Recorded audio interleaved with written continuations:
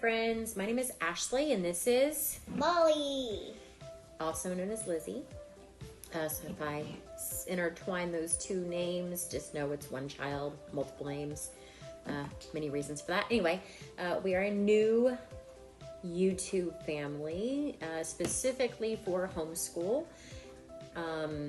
We have 3 children.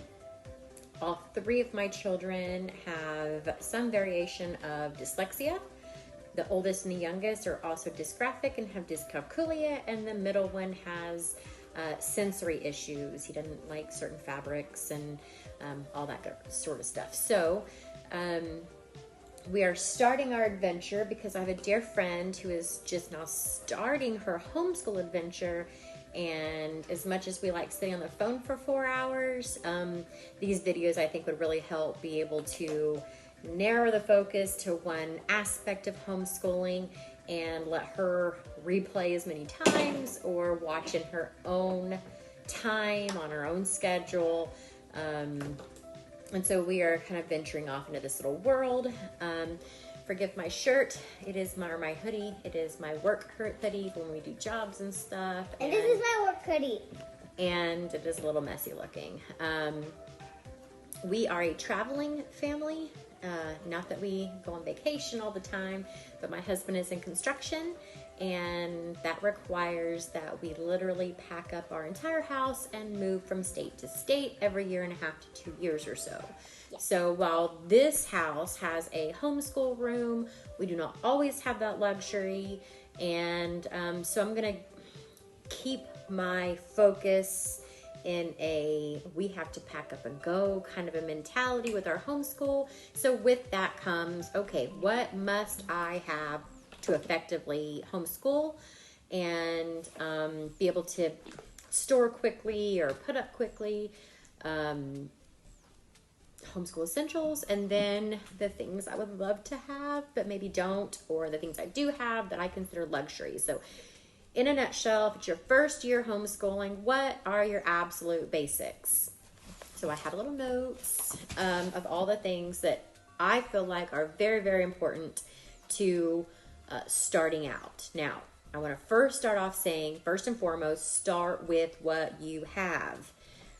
Do not go and spend lots and lots of money on homeschool stuff only to not need it, not like it, or decide, you know what, homeschooling's for the birds and my kids are going back to public school. Here is my, and not necessarily in any particular order, but just the way I wrote them down. Computer, the internet, and a printer. Those are your top must-have for any homeschool family. So even if you don't have a big budget and you don't really know how things are going to all work out financially, if you have the internet, a computer, and a printer, you have a gazillion, I don't know if that's a real word or not, but resources at your fingertips. There's websites that offer free curriculum or free unit studies or free printables. There's books online. There's stories online. There's just so much online. And so Storylineonline.com is one of Molly's favorite. Listen to somebody read to you, which we'll get into that. It's really cute. It's celebrities to do it, but we'll get into that here in just a minute. But that is the number one. So if you have a computer and a printer, you have freedom to do so many. There's virtual tours you can take. You can go to the pyramids. You can go to the White House with never leaving your living room. And then you got your obvious notebooks, pencils, binders, crayons, stapler. I like the tape dispenser, like that you pull out like you'd have on your teacher's desk because it makes it easy one-handed. 3-ring hole punch will be your best friend because you can print things online and then 3-ring hole punch it and stick it into a binder or whatever. My baby that I use all the time is my little paper cutter. Little tip, check Walmart price, and I'm going to make stuff up here just to kind of give you a numbers game. $10. Hobby Lobby may have it for $12. But if you use their 40% off coupon, then you get it for less than the Walmart price. So shop around. Michael's has sometimes the same deals on that kind of stuff. So don't just go buy the first thing you see. Kind of put some thought into it. See if you can find the best deal. And maybe Amazon has it cheaper. I don't know. that is another one of the big things that I have to have because constantly cutting things or cutting sheets out, or we do a lot of hands-on stuff because of our learning curves. You'll need some sort of lesson planner. Now you can buy it at a store, like the Happy Planner I think makes one. Erin Condren makes one. The plumplanner.com has like a teacher's homeschool section for their planners, or you can go free printable from some website, or the way I do it, which is a $8 dot grid journal. I will go into another video on this, but you'll need some sort of lesson planning system. Board games. If you don't have any board games, you don't have very many board games, that's cool. Like, don't go out and buy any, but that is an essential for my home. We have a couple hours in our day of homeschool, and we're just really focused in. And then what do we do after school? We play games, just for something fun, get that critical thinking going, the graceful losing and the graceful winning aspects, that character building is in there, and strategy and who's outwitting the other one. It's that little competitive edge is always fun. Clue's always fun. Clue's always fun. We do that a lot, don't we? These are, what are these called? Do you remember? No, but boogie boards. Oh yeah, boogie boards. So basically, I'm fixing to write my name right here in cursive. In cursive. Okay, so before we show you this, if we were like on the phone and not doing a video, I would describe this to you as the new and improved Etch and Sketch. But, so Molly wrote her name in cursive. She's super proud. And what happens when you mess up or you're done or you need something different? What do you do? What do we do? So you press this button and then you try again. And it goes away. This really saves with having to find scratch paper, or, like every other child, grab a whole notebook and rip out a page or half a page or torn page. We can play hangman, tic-tac-toe. We can do our spelling words, math problems, handwriting practice, all those. But anyway, these are invaluable. I think I paid like $13, $14, $15 for this at Walmart. They come in different brands, different sizes, different little cutesies on them. This one has unicorns. I think my son's is blue and orange maybe. The next thing on the list is, oh, I'm so glad you did that, because I was fixed to talk about busy boxes. Our busy boxes is just a like it's a plastic shoebox, but instead of it having the lid, it actually a drawer pulls out. And this is where we keep things for them to fidget with while I'm reading aloud. Because there is nothing worse than having a kid who is listening to a story, who is up and down, talking, making noise, or I'll be right back, I've got to go get something, or whatever. So I keep all the busy things in a box, and I'm like, hey, it's time to read out loud. Go grab something from the busy box, and let's get started. They don't have to go upstairs for things. They don't, have to do any of that. It's all right here handy. And what all do we have in our busy box? Well, Lizzie, while we're making this video, is using stamps and a piece of paper. Yeah. So while we're doing this and she's listening, she's active. She's doing things. She had her slime. What does that say? It says correct and return. Good job. We have paints in there and stamps in there. Stamps, yeah. Where's Waldo? We have the little geometric shapes that you piece all together to make like a bigger picture. Like we can make a dog, a cat, a house. Flower, whatever. What else do we have in there? We have, have those little cootie catcher little, you fold the paper and then you go 1, 2, 3, 4. I have a whole book that I got from bookoutlet.com. I think I paid $2 for it. And it's a whole book of those. You just fold them up and fill them out, and then it's fun. And there's just stuff. And it's something that keeps their hands busy while we're reading, which really, really helps. Like you can make a slime ball if you have enough slime.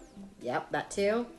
Page protectors are a big deal in my house. So we're learning our states and our presidents. Two. So we usually use 1 or 2 sheet protectors every week per kid for those 2 subjects. Scissors, some way to keep your pencils organized. We have a little spinny caddy. The next most important thing is a book resource system. For a lot of families, that's your library card. But we don't utilize the library all the time. One, because we travel a lot, and what if I forget to turn the books, and I got the fees. But I've also lived in areas like this town we lived in didn't have a library, and the next town over had one, but you had to pay to be a member, or we had to drive an hour to the library. So depending on where we're at will depend on if we use. So that's not a very steady resource for a family who moves every year, year and a half. Instead, we utilize online resources. YouTube, a lot of the time, will have a, not specific books off the top of my head, but they'll have like a chapter book broke down by each chapter. There is also another YouTube channel, and I, for the life of me, can't think of it. If I think of it, or if I can find it, I'll put it in the description. But it is teenagers reading chapter books to kids, and it's classics, Peter Pan and Cinderella and whatever. It's a really interesting one to watch on YouTube. There is an app called Faria. Is that what that app's called? Farfaria. And it's an app, and it has and is it visual? Like, do you see like little characters and stuff on it, or do you just hear it? We see characters and we hear it. Okay, so both. It's like animated with sound. And she likes that one. And is your Audible and your Scribed. And so Scribed is SCRIBD. Now, I want to make it clear, I'm not sponsored by anybody for anything in this video. Just my opinions. So there's a fundamental difference between Audible and Scribed. So Audible, and the last time I did use it was like $15 a month. You get one download, but you get to keep that book forever. Forever. What Scribed does is you get unlimited downloads for $10 a month or less. If you don't like the book, if the book, you wanted a book for child 1, child 2, and child 3, it's that same $10 or $9.99 or $8.99. And you get to re-listen to it as many times as you want during your monthly payment time, like 30 days. Here's the trade-off. With Audible, you get to keep your books that you've downloaded. With Scribed, as soon as you stop paying your $10 a month, you no longer have access to those books you've downloaded. So you have to decide what trade-off can you live with. Well, for us, being a homeschool family, I listen to books. My oldest really don't listen to books anymore, but then I have the 2 little ones. And there's all different kinds of books we need. We need kids books. We need research books. We need reference books. We need mom books. We need funny books and sad books and happy books. And do you need some help? And so instead of paying $15 or $30 or $45 or whatever to keep these books, it is worth the $10 a month to virtually borrow the books. Scribed also has, in addition to audiobooks, they have regular digital books, they have periodicals, they have journals, they have music sheets, they have all different other kind of, I think there's some papers in there, like research papers even, that you can look up. All different kinds of things, not just audio files, which is way cool. So that's what we do. It is probably my number one resource for the kids. The final piece to this puzzle is literally you've got to have a place to put everything. I have seen families put their homeschool curriculum per child in like a small tote or a plastic bin, a small one, and put it in the top of the child's closet so it's out of the way. I've seen people utilize dressers or TV stands or bookshelves or just on the floor. I have a 8 cubby hole bookshelf that we lay on the side, so it's right here handy. I also have a traditional bookshelf that's like 12 inches thick on its shelves, and a pile of stuff. But that's our primary system for organizing and holding all of our stuff. I've also seen parents take cabinets, like a kitchen cabinet, and empty it out, and that's where all the homeschool stuff goes. So utilize the space you have. Find some way to keep it from overtaking your house. Oh, Other people have those, you can get them at Hobby Lobby or Michael's. It's the 3-tiered metal bins. It's like a bucket, like a bin, like a tray. And there's 3 of them that's on a rolly cart, like you get to roll it around. I want one of those. I don't need it. I don't know what I would do with it, but I like the concept. You know, use what you have. The next thing that I would say, whether you use this for a printer or not, is copy paper. I just keep some in here for things like stamps or painting or, hey mom, I need to do this or whatever. When they're busy, they don't have to get up and go to the printer, or I'm not paying, I'm getting 500 or 750 sheets for $3, $4, $5, $6, $7, $8 versus the construction pads where you get 50 sheets for $2. And as far as basic essentials, that's it. As far as supplies, now of course you'll need a curriculum and stuff later, but that all comes later. I mean, just about stuff in your room. We are blessed in this house to have a homeschool room. We have not always had a homeschool room. 2 houses ago, we lived in Mississippi, and it was a little bitty house, about 1,300 square feet for all 5 of us and the dog, and every room doubled or tripled for its purpose. And so our kitchen dining room area was also our homeschool room, my office, and oftentimes my sewing room. Our living room was the sitting room, along with the exercise room and a little bit of homeschool stuff because I had my bookshelf in there. And Santa got me a Barbie house for Christmas. He did. And then bedrooms stored some of our stuff. Like, it was just a small house, and we utilized every space. So it doesn't matter if you have a big house, a small house, a dedicated homeschool room or not. Make use of your space and know that you're not a bad homeschool mom or failing at homeschooling if you don't have a homeschool room. A lot of families prefer not to have a homeschool room because they like the couch. We like the table. For us, it is more structured. It's just the fold out picnic tables that you get at Walmart. They're not even cutesy little desks. They're just picnic tables set up in an L shape. And that's what we're using this year. And so up until this year, they actually had their own individual little desks, but again, we move all the time. That's just more stuff to move. You can't really fold those up. So we went to this system instead. It's not as pretty as some of those other homeschool rooms have. And I would love to have that big table with the 4 sides and the cabinets, but I don't have room for that. So, maybe one day when, I don't know, I'm rich and famous or something. I don't know. When this YouTube channel takes off, just kidding. But until then, I'm utilizing what I have. And that is the key. You can take an old dresser, if you have a dresser that really didn't have much in it, take out a couple of drawers, fill it, put them back. So many things you can do to utilize your space. Just do what you can do. Don't overstress. Don't spend more money than you need to. And know that I'm 5 years into homeschooling, so I have a bunch of manipulatives and extra things, and I've got a pretty decent library for my kids, but I have built that.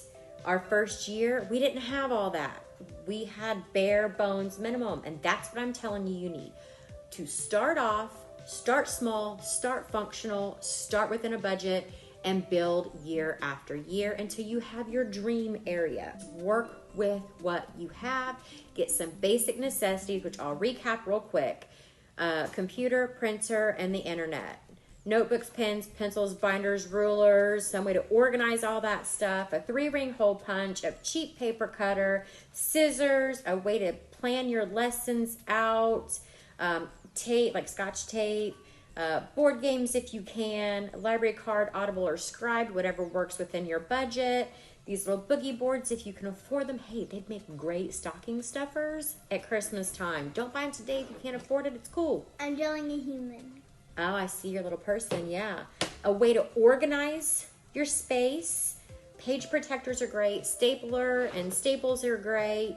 And every state has different homeschool laws. Research your state. Figure out if your state requires you to keep a portfolio. Mine does not. But I keep one anyway, and I've kept one every single year one for each child. They want proof that I'm doing things. Or I have a nosy neighbor who's like, hey, Ashley, you're outside with your kids all day long. When do you have time to teach? I'm going to call you in. And they report you, which rarely happens, by the way. Very rarely, but it does happen. So at that point, you have to go to court and you have to prove to the court that not only are you teaching your children, but here's what you're teaching, how you're teaching it, and samples of their work. So I'll do another video on the portfolio, but each child needs a 2-inch binder, or a 3-ring binder that literally has their name, the year it is, or the school year, 2021, whatever, and the grade that they're in. And that's where you keep all of their individual stuff.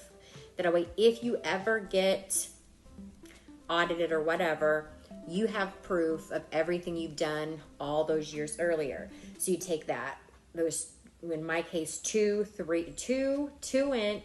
3-ring binders, and this, and I literally would put rubber bands around it, to this way, and that is an entire year ready to go if I ever needed to prove what we do. Oh,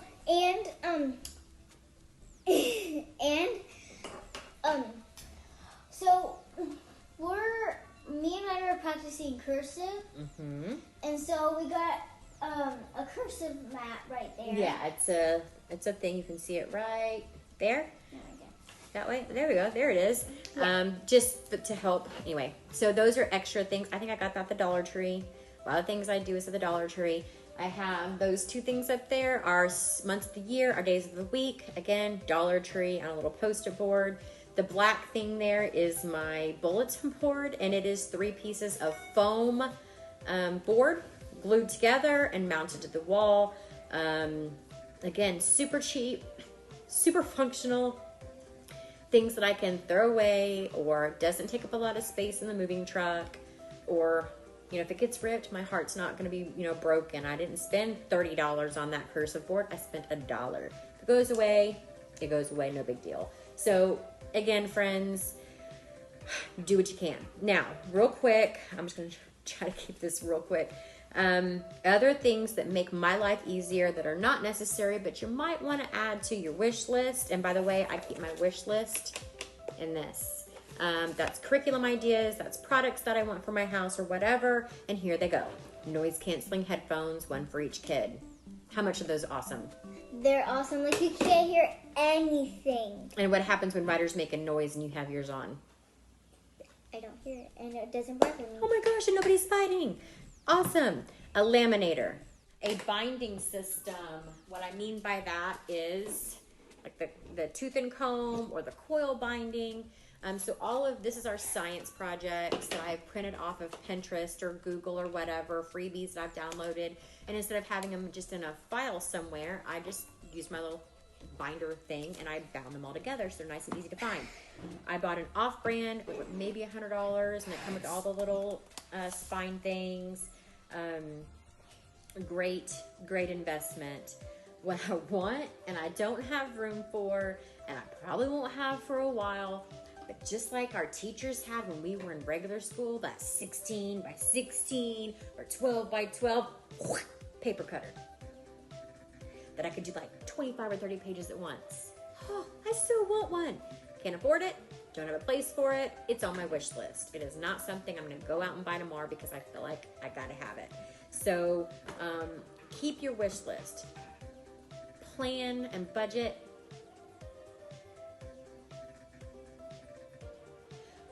Well, I'm going to tell you, okay, she's asked me a question. I'm going to let her do it.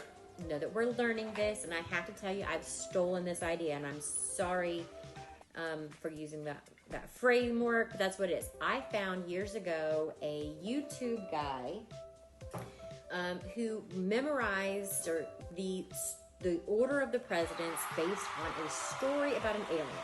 And I'm pretty sure it was called Uncle Dave's President's Story. Uncle Dave! Not our Uncle Dave. Anyway, he had this really cool way of remembering the order of the presidents. And so Little Miss wants to show you what we've learned so far and know that this is not something that I came up with. It is not a curriculum you can buy. It's just a YouTube video that I think his story stopped at maybe Bush 1, maybe, or Clinton. And then I've had to add on the other presidents. So I've improvised it, but this is not mine. So go for it. Okay. Do watch. Okay. There once was an alien named Washington Adams Jefferson. His favorite candy was M&M's. Madison And Monroe. He always wore his favorite hat with the letter A on it. Adams. And when he came down to earth, the first person he met was Michael Jackson. He drove a big van with. Nope. He drove a big van. Van Buren. He had with his tire. Nope. With his hairy son. Harrison. And the van had big tires. Which is Tyler. Yes. So anyway, that's how we're doing our presidents. Anyway, that's completely beside the point. We got totally off track. Thank you very much. But so there is my basic fundamental. This is what we have to have. Can't live without. For me, easy to pack up and go. School supplies. Hope you've enjoyed this as much as we have. Did you have fun? Yes. Do you want to do more of these videos? Yes. So, welcome to our adventure. Welcome to our crazy, and we will see you next time.